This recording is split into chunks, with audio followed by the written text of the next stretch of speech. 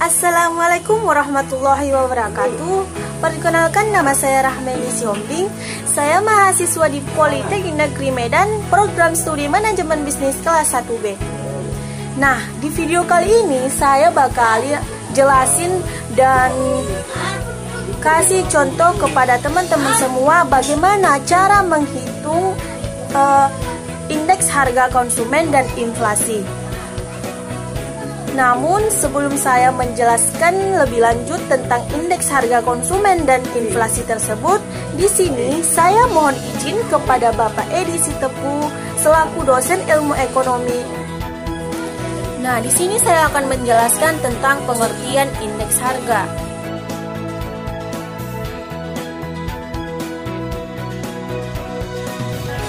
Indeks harga adalah angka yang menunjukkan perubahan harga barang-barang dari waktu ke waktu.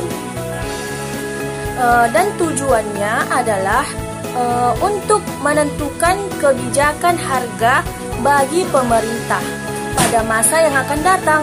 Nah, tujuan yang kedua yaitu untuk membandingkan tingkat kemajuan ekonomi suatu negara tersebut.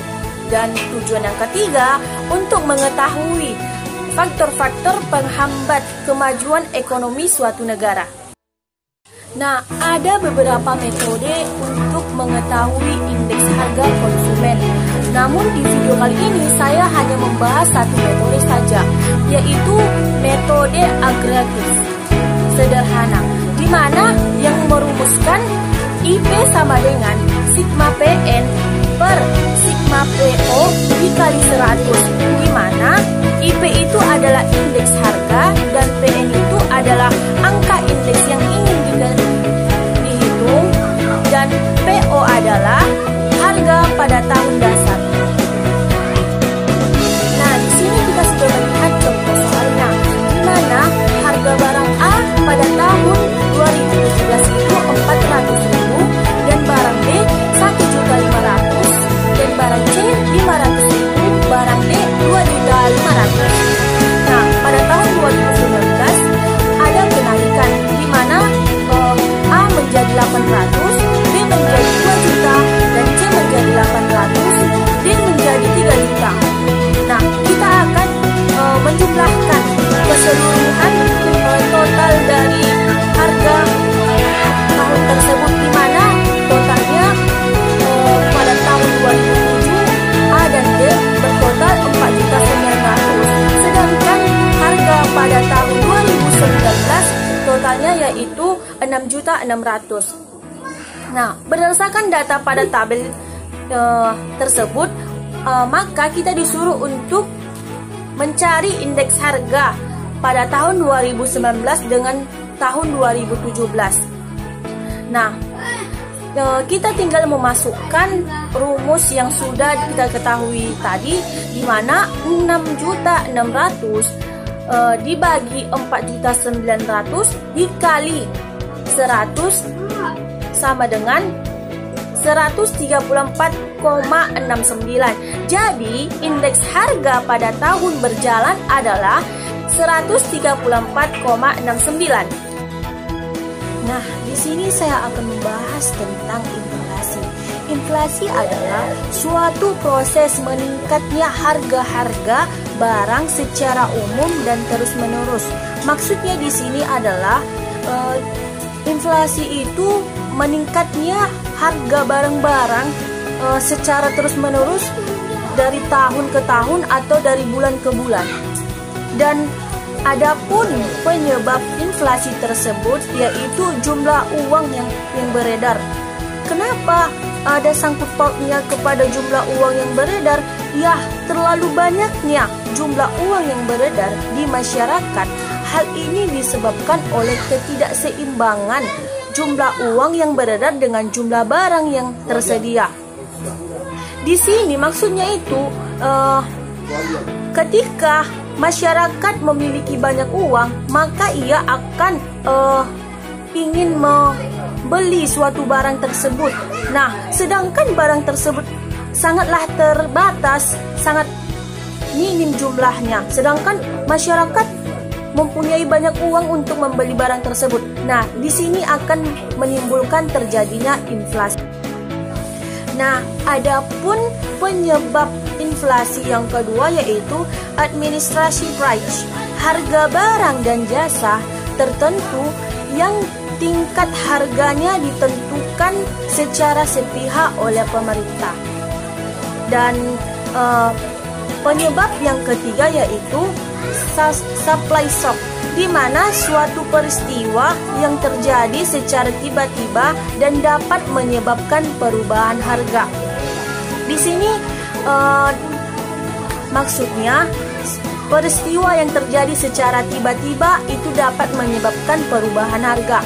Misalnya terjadi panen yang gagal pada cabai atau bawang. Nah, ketika terjadi panen gagal, maka barang tersebut akan berkurang. Nah, itu menyebabkan terjadinya inflasi, peningkatan harga. Nah, setelah kita mengetahui inflasi itu apa, penyebabnya apa, di sini ada juga jenis-jenis inflasi berdasarkan tingkat keparahannya.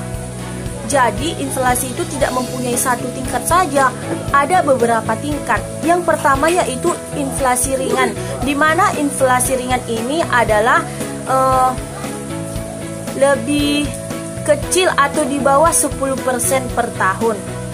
Nah, yang kedua itu inflasi sedang, di mana 10% sampai 30% per tahun. Dan yang ketiga inflasi berat, 30% sampai 100% per tahun. Dan trade inflasi yaitu di atas 100% per tahun.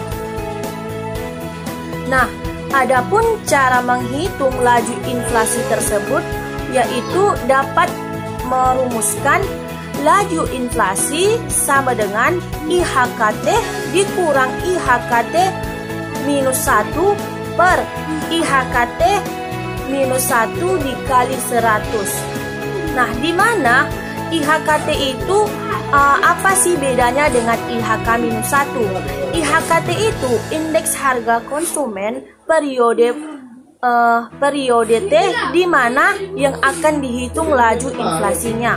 Sedangkan IHKT minus 1 itu indeks harga konsumen periode sebelumnya. Nah, di sini kita sudah melihat contoh soal.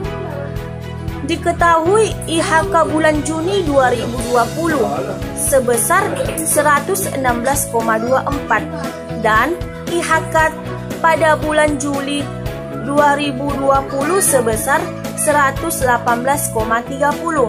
Maka pertanyaannya, hitunglah laju inflasi bulan Juli. Nah, kita tinggal memasukkan rumus-rumus yang sudah ditentukan tadi, di mana laju inflasi sama dengan 118,30 dikurang 116,24 dibagi 116,24 dikali 100. Maka laju inflasi tersebut totalnya itu 11,73. Jadi dapat disimpulkan laju inflasi pada bulan Juli sebesar 11,73%, sehingga masuk ke dalam kategori inflasi sedang.